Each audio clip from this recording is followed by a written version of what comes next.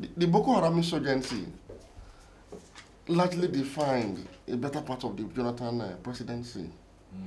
And the unfortunate incidents of the Boko Haram schoolgirls' abduction brought a global, dimension, a global scrutiny of the entire Boko Haram insurgency, using the incidents of Chibok schoolgirls as, should I say, a launch pad. And it was also believed by a lot of people that the way and manner the issues of Boko Haram insurgency was handled by that administration probably led to the fall of that administration. Now, but going into the nitty-gritty of this issue, we need to put the entire Boko Haram insurgency in perspectives first. Okay. We need to for now and going forward, we need to define, we need to properly contextualize the Boko Haram insurgency. Now, Boko Haram is not Islamic. It's not Islamic. But it is Muslim. Okay. But unfortunately, those who should know that Boko Haram, though not Islamic, was Muslim, outrightly lived in denial of the fact that it was a Muslim phenomenon. Boko Haram is an ideologically induced crisis, an ideology that predates even modern Nigeria. Okay. A religious culture in the Muslim north, do not forget that the Muslim north of Nigeria was part of the historic Western Sudan that witnessed a lot of Islamist revivalist movement throughout the 18th and 19th century. And up till modern times, these areas are prone, are like fertile grounds for Islamist revivalist movement. So we shouldn't have been surprised that the Boko Haram insurgency quickly connected with the current global trend of ISIS. And got support and get connected to the global jihadi movement that is ravaging, most of the Middle East and the Maghreb in Africa. Now, putting this in proper context, you will understand that, look, for every one single Boko Haram insurgent that is killed on the battlefront, probably 1,000 more is recruited to replace. So the crisis became intractable, not because government was not doing anything at all, but because it was an ideologically induced insurgency that was producing, willing recruits who believed it was consistent with their faith to actually martyrdom. So, unfortunately, those that should know and should have helped government to say, look, we need to put a halt to the recruitment process through radicalization, lived in denial that Boko Haram insurgents were not Muslims. And so when this Chibok schoolgirl incident happened, remember that that area was prone to Boko Haram attacks. And there was an advisory that certain areas that were identified as flashpoints, the examinations for the secondary school certification shouldn't take place in those areas. Out of the three major theater of war areas of the Boko Haram insurgency, which is Borno, Yobe, and Adamawa, the two other governors actually abided by that advisory and suspended the examination in those areas and evacuated students to a safer place. But the Borno State governor actually insisted that he can provide security, he can work with federal security agents to actually, guarantee a safe environment for that examination to take place. Now, if you contextualize this vis-a-vis the fact that somebody keeps denying that Boko Haram students are not Muslims, it now leaves President Jonathan, unfortunately, Then President Jonathan, who wasn't a Muslim, who was not properly briefed on the ideological component of this crisis, to probably believe that the Chibok incidents was probably a politically calculated attempt to actually smear his government. Now, let me say this on record as well. I do not believe that it was politically motivated, no. The governor of Borno is a patriot, and I believe that he also tried to do his own best within the circumstances too to guarantee security. However, because we did not put this crisis in proper context. The Chibok girls, there was the missing link. The abduction of Chibok girls is only consistent with radical Islamic ideology of taking hostage of people as war booty in a wartime situation. As far as Boko Haram was concerned, we were waging a war against the Nigerian state. So Chibok girls we are just war booty as far as they are concerned. But because we were living in denial, this fact was not isolated so that the president then will truly understand that, okay, this is simply inconsistent with the Boko Haram insurgency that is ideologically induced. That was the point of departure of communication between the governor and the president then. So going forward, I think we'll begin to conceptualize the Boko Haram insurgency around the ideology driving the insurgency and stop putting the blame on the former president because he did his best.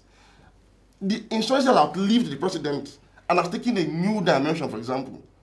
I can assure you that because you do not see bombings anywhere in Abuja today, it's not because of any magic. Boko Haram decided to stop bombing soft targets.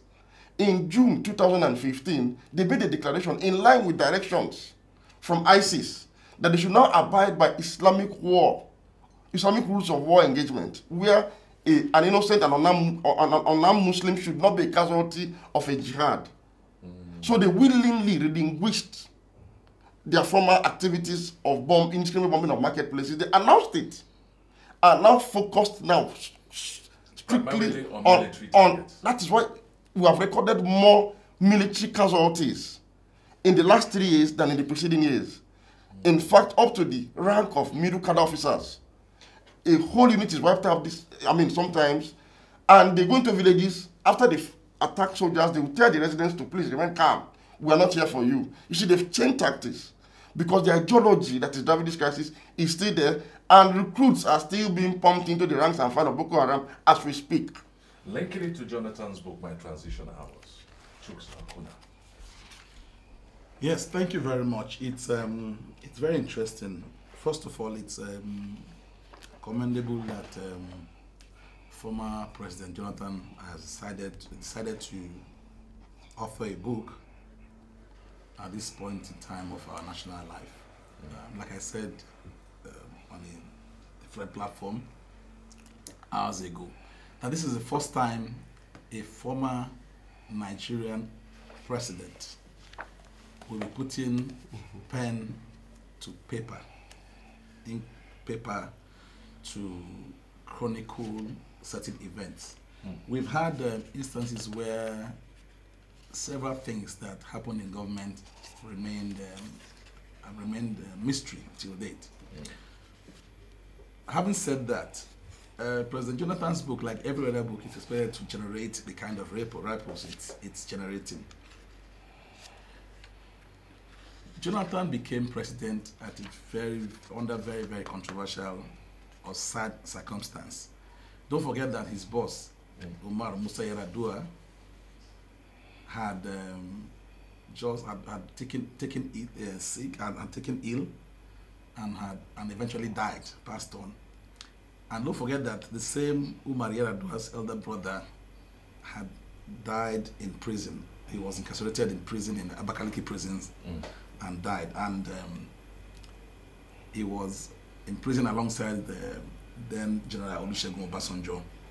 So when Obasanjo became president and was leaving in 2007, he handpicked Umar Yar'Adua to succeed him. And a few months into the Yar'Adua presidency, he took ill, and of course there was so much pressure on invoking relevant clauses of the Constitution to make Jonathan take over. And this was also met by stiff resistance from the North, because before that time I was an editor in This Day newspaper. With This Day newspaper, I was the political editor in Abuja. I know what people like the father of the current Senate President, Bukola Saraki, the late Oloye, did. There was this movement they called the Northern Union. And I know the kind of pressure, the amount of pressure they put on Obasanjo to cede power to the North. In fact, there was this group called the Northern Union. Very, very, very few people know about this, but you know, they used to meet in Saraki's house. That's the oldest Saraki's house in Wuse 2 It is interesting because when power came back to the north, returned to the north, people like Ibrahim Lamy from Bauchi State, who was I think he was Secretary of Northern Union at the time, he made it to become a Minister for Police Affairs under the Yar'Adua presidency. So it was a North versus South thing. So for the North felt that Obasanjo deliberately, who was from the South, deliberately gave them a sick man to become president. So this conspiracy theory persisted. When Yar'Adua eventually passed on and Jonathan came, there was so much resentment from the North, from northern power brokers. So we should not lose sight of the circumstances which threw up Jonathan. So from day one, Jonathan was like a man who became president under very peculiar circumstances.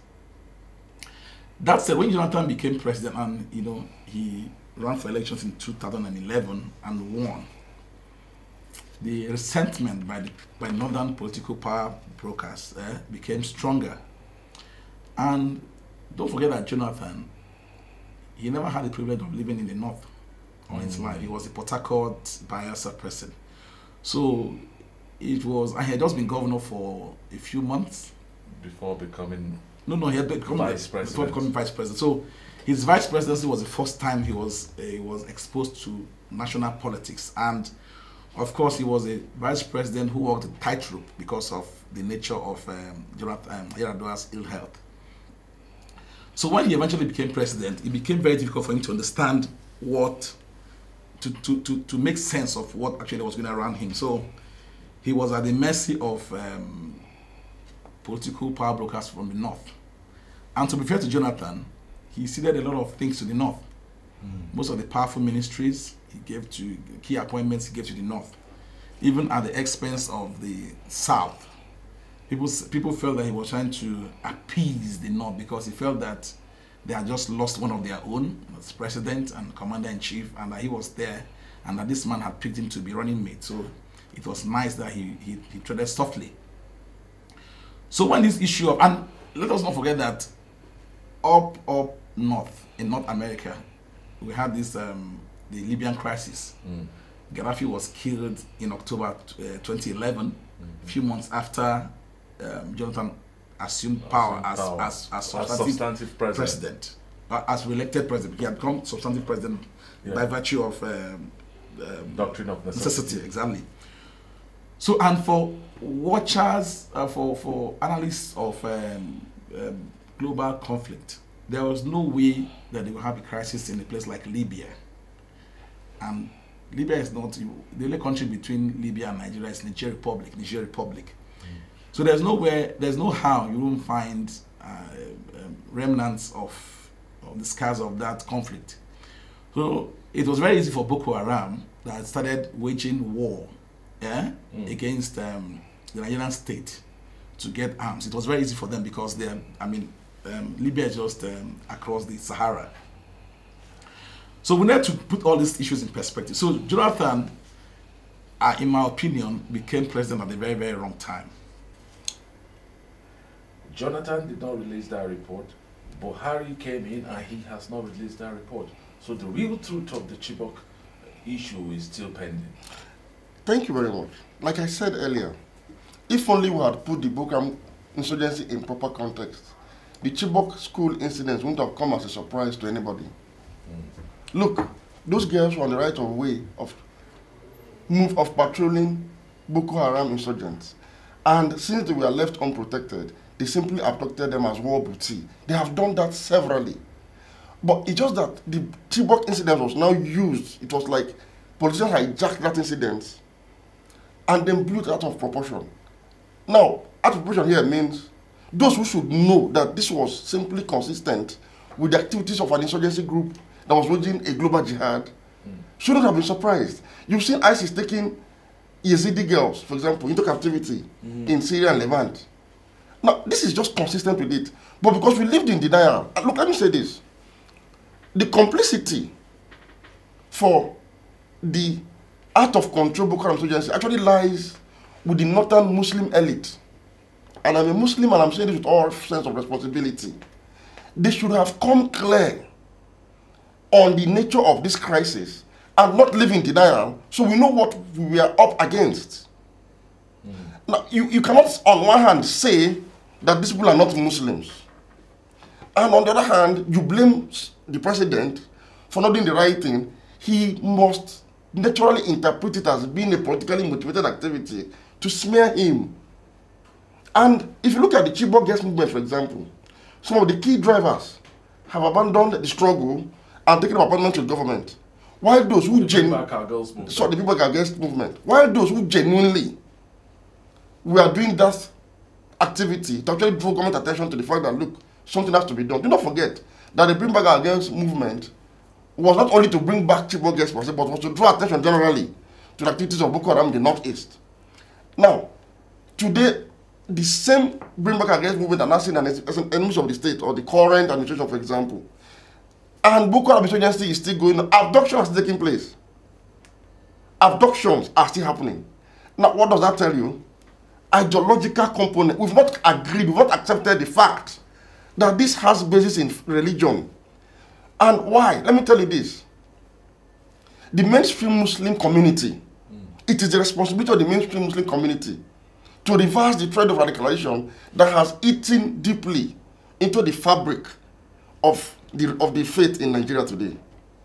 Because, look, when the quest for Sharia, let me tell you the immediate cause. The immediate cause of the Boko Haram insurgency. In early 2000 and 2001, there was this Sharia movement in northern Nigeria that was supported by the political class, knowing fully well that in a country like a multi-religious country like Nigeria, a constitutional democracy, it is inconsistent to actually have constitutional democracy and theocracy side by side. It's like mixing milk and oil. But because religion was opium in the Muslim north, they latched on it and urged the people on, giving the false impression that it can be done. And when they failed to do this, Boko Haram became agitated because political Sharia failed. They had to now achieve the same aim through the use of force. So those who supported the introduction of Sharia in Nigeria, knowing fully well that it is inconsistent with our constitutional democracy, are to be held responsible for what has gone wrong. So the Chibok incident is just one of the series of activities of a jihadi group like Boko Haram insurgents. But because there was no proper definition of this crisis at that time, people who know, I keep making this point, people who should know, they did not speak up. They lived in denial. For example, they often cite cases of Boko Haram insurgents killing fellow Muslims. And I say, yes, that is also consistent with radical Islamic ideology. It is called the Takfiri doctrine that equates disbelief to disobedience. Meaning, look, if you're a Muslim and you do things that are not in consonance with what they interpret as Islamic, you are an unbeliever. So as far as Boko Haram was concerned, if you are not with them in Sambisa Forest and you're a Muslim, you are not a Muslim. That explains the war in Yemen currently. Saudi Arabia is waging a war in Yemen for the past 3 years.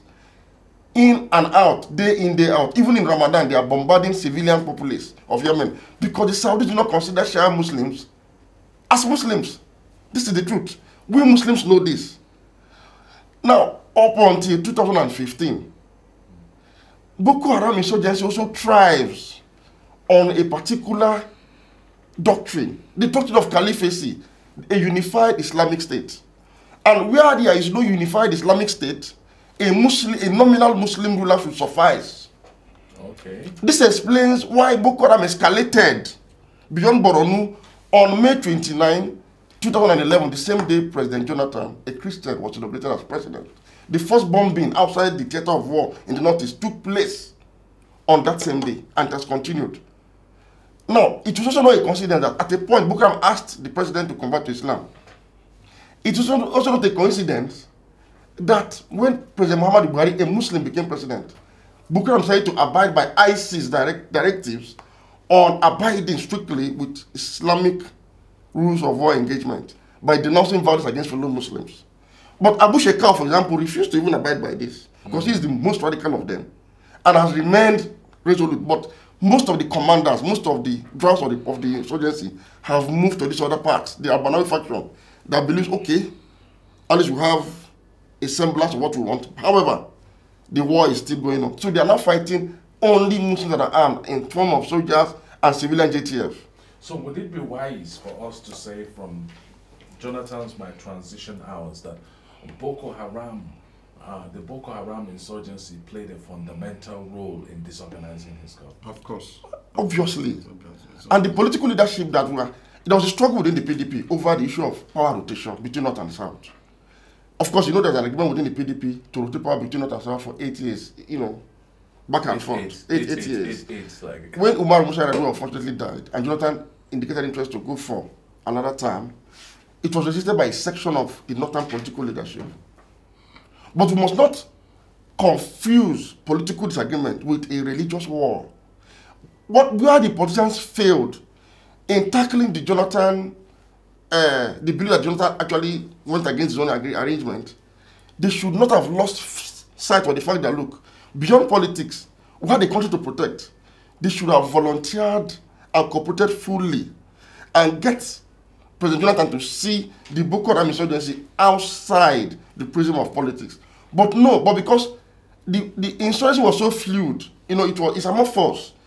You have you have more Boko Haram members outside the theater of war all over the country than you have there. Yes, it's an ideological thing. So all hands are not on deck to actually get Nigeria out of that crisis. And all hands are still not on deck up to today. Look at the bombings in the mosque in Kano. Exactly. Because as at that time, Boko Haram was still waging an all-out war under the strict leadership of Abu Shekau, who did not see another Muslim other than those in the Sambisa forest as Muslims. That is the reason why they were attacking mosques as well as churches. Chuks Akunna, what would you say about the My Transition Hours? Now, referring people to get this book and read it. Like I said, because it will give them an insight into how it was for Jonathan then. Yeah, like I've said, you know, the only way, the problem in Africa is why most of our history, why our history is distorted, is that active players on issues fail to document their experiences in the form of memoirs and what have you. Like till date, we have we had a civil war in Nigeria, and not many people even today know what actually transpired, what caused the war. Yeah, because like even as we speak, General Gowon was at the event. He's 80 plus, 84, 80, I'm not sure. But even as we speak, he's failed to document his experiences. There are several Nigerians who have, like President Obasanjo was at the book launch. Obasanjo had written many books, but not as he wrote My Command. But I'm talking about his experience in the villa, third term. Up till now, nobody knows about what happened or what didn't happen about the third term. The onus lies on him, who was the principal actor, to tell Nigerians what happened and what roles people played. That said, it's not surprising that people like Governor Shetima has fired back. Like I said earlier on television this morning, we tend to take credit for all the good things that happen around us and pass the buck when those things are not savory enough. Governor Shetima, governor of a state, the security of, Jonathan couldn't have been in Abuja and also be in Chibok. He's the governor. I know I've worked with two governors at least. I know governors get security briefings. So I understand that the governor had this intel that these people were going to attack, even though it wasn't known. So the least the state government, Borno state government, ought to have done at the time was to have shut down schools. Okay, like today we have in Kaduna, people were posted to serve in Kaduna, but they were told not to go there. That was very responsible of NYS to say, don't go there. We can't guarantee your safety. Of what benefit? What did it benefit Borno state government that those girls went to write their the exams they wrote, what has become of the exams now, the results. So, like my brother Majeed said, Boko Haram, they launched this war, and some political interest groups in the north felt they could use that as a tool to bring down the Jonathan administration. I'm not guessing. I know of a particular top office holder in Nigeria. I have a friend who, when Boko Haram was attacking, and he offered to draft a statement for him to condole the people of the government of Nigeria. And he said, no, please don't go there, don't go there. Let them just keep, let them, don't keep go, mute. And don't quote me on that, Like my brother said, they lived in denial. They didn't want to accept responsibility. They didn't want to see it as a failure on their part, because, okay, look at, Jonathan tried his best. Look, we had this when it was identified that Boko Haram, their problem was that Western education is haram. Okay, how do we tackle this? We have the present governor of Rivers State, who was Minister of State for Education. They came up with these Al-Majiri schools that, okay, we can use this to de-radicalize our children, because where do terrorists groups get recruits from? Unfortunately, nobody knows the status of those schools today. No, they've all been shot, because they said when the current government came in, they said no, that why do that? It's insulting to say there are Almajiri schools that we don't have no Almajiris.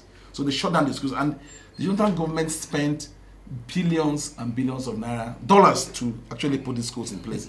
But just to spite Jonathan, it's a case of cutting your nose to spite your face. And if you read the reports today in the papers, there's this report that says that over 1,000 schools in the north is educationally disadvantaged,